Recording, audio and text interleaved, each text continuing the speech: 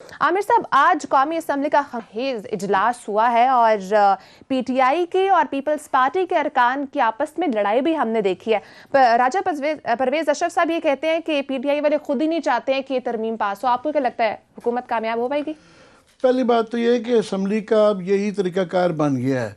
मुझे 30 साल के करीब हो गए हैं पार्लियामेंट को कवर करते, तो मैंने इस तरह की अफरा तफरी, इस तरह का गंद, इस तरह की मार कुटाई, बड़ी बड़ी मार कुटाई होती रही है, मगर अभी परमानेंटली मार कुटाई रहती है। इसीलिए पार्लियामेंट पहले ही बड़ी रेलेवेंट हो गई है, क्योंकि सारी पार्टीज़ के अंदर जमहूरियत तो रही नहीं है।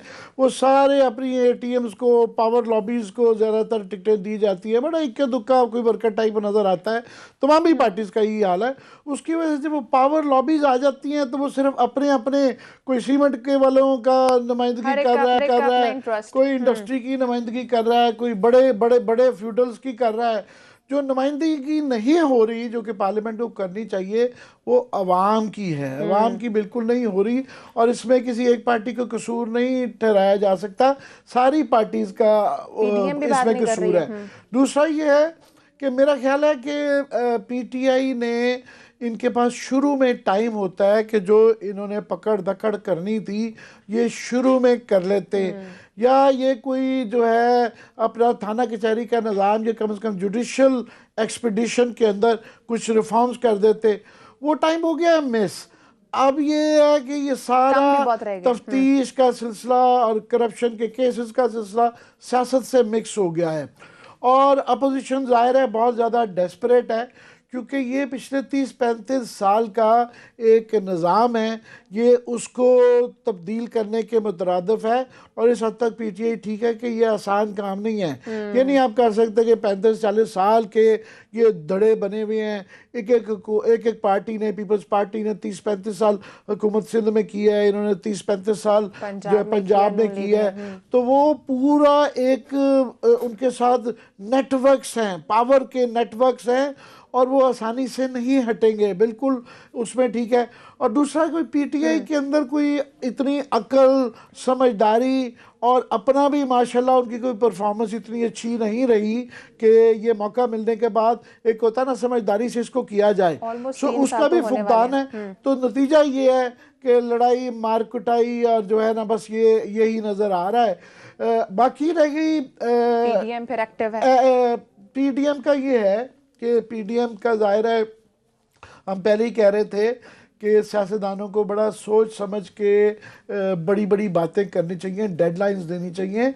अच्छा होता है, ये समझ आती है कि वो अपना जो है ना लोगों की उम्मीद जगाए रखने के लिए बड़े बड़े दावे करते हैं कि बस तब्दीली अराउंड द कॉर्नर है और हम हुकूमत गिराने वाले हैं, बला बला बला बला। मगर इतना मुझे इजाज़त तो देना जरा अपने करने की, आपकी प्रॉपर्टी है।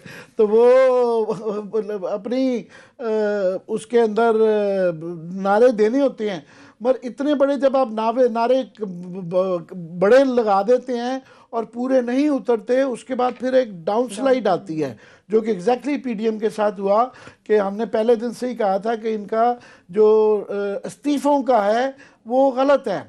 उसके बाद से जो है लोगों को, शुरू में लोग आए भी, इनके कुछ जलसे बड़े भी हुए, मगर ओवरऑल क्योंकि इनके स्ट्रक्चरल इश्यूज थे कि ये पार्टी, इनके बड़े मुतज़ाद मुतफरक किस्म के एजेंडाज थे, फिर जो है नारा बहुत बड़ा इस्तीफ़ों का, सियासी तौर पे गलती की, और कुछ मिला जुला के ये अब बैठ गई है, पीडीएम बैठ गई है।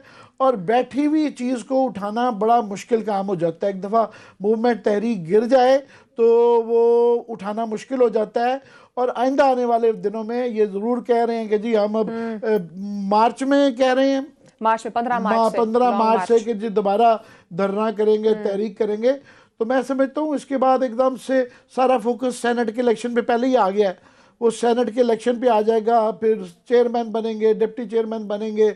उसके बाद अब अदालत ने लोकल बॉडीज़ की डेडलाइन दे दी है, जून से अगस्त के दरमियान पंजाब में और केपी में। तो सारा का सारा फोकस जो है वो लोकल बॉडीज़ पे चला जाएगा। तो ये साल पूरा जो है ना, ये इलेक्शनों में गुजर जाएगा। और अगर ये साल गुजर गया तो वो कहेंगे जी अब तो साल डेढ़ रह गया है, तो पूरा अब तो वो इलेक्शन ईयर आ जाएगा। तो मेरा ख्याल है कि ओवरऑल देखें तो पीटीआई के फेवर में सिचुएशन जाती है। तो मगर ये ऐसे ही रहेगी, ये ब्लीड करते रहेंगे, ये घिसटते घिसटते रहेंगे, ये रिंगते रिंगते जाएंगे, मगर अल्टीमेटली उस तरफ जा रहे हैं। लेकिन अभी तक पीटीआई हुकूमत उस तरह से डिलीवर नहीं। शफकत महमूद साहब साथ हैं सर हमारे, उनसे ही पूछ लेते कि क्यों नहीं डिलीवर कर पाई है। अस्सलाम वालेकुम सर, बड़ी मेहरबानी, आपने जो है मुझे बताया गया था सफ़र में कि हमारे लिए टाइम निकाला। जरूर जी। मैंने कहा आज अब हमें दस्तयाब हो गए हैं, तो मैं कुछ जनरल सी पहले बात करता हूँ। स्पेसिफिक तो रोज़ आपको टीवी टॉक शोज़ पे देखते हैं, माशाल्लाह आपसे कोई आसान नहीं है कोई जवाब निकलवाना।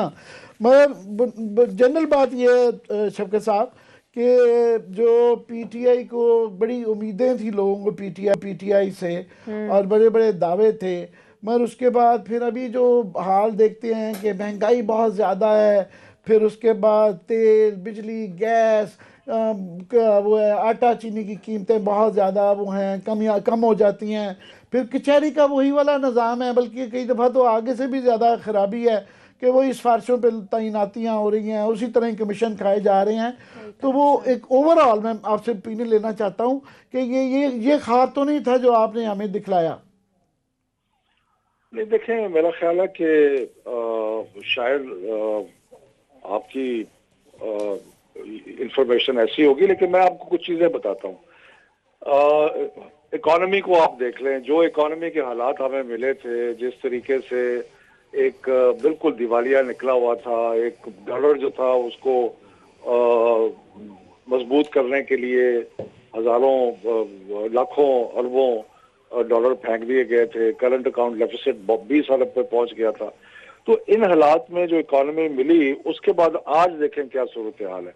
आज ये है कि आपकी एक्सपोर्ट्स जो है वो बढ़ रही हैं, रुपया स्टेबल है, स्टॉक मार्केट कल 47,000 पे चला गया। उसके बाद आपकी कंस्ट्रक्शन इंडस्ट्री ने टेक ऑफ कर लिया है। दुनिया जहान में कोविड का जो इम्पैक्ट हुआ था, जिस तरीके से हमने कोविड का मुकाबला किया, प्राइम मिनिस्टर इमरान खान ने, सारी दुनिया ने उसको एक्नॉलेज किया और उसको देखा कि किस तरीके से मैं आपको शकील साहब थोड़ा सा इकोनॉमी में पहले रोक दूं कि आप के हाँ ये हो रहा है कि बड़ी चेरी पिकिंग करते हैं, आप अपनी मर्जी के फिगर्स निकाल देते हैं। मैं आपको अपनी चेरी पिकिंग करके बताता हूँ कि ठीक है, थोड़ी सी इन्फ्लेशन नीचे आई है, इन्फ्लेशन के सीपीआई इंडेक्स नीचे आया है, मगर ये तेल पानी यूटिलिटीज़ की जो रेट बढ़े हैं, मैं नहीं, इकोनॉमिस्ट कह रहे हैं कि पाशा साहब फॉर एग्जांपल जो है हफीज़ पाशा साहब कि जनाब ये सस्टेनेबल नहीं है, ये महंगाई दोबारा डबल डिजिट्स में जाएगी। उसके बाद आपका सर्कुलर डेट जो है 2.3 है, 22% जो है वो बजट डेफिसिट आपका बढ़ गया है। रेमिटेंसेस की जो ग्रोथ जा रही थी, सडनली उसके अंदर डिप आ गई है।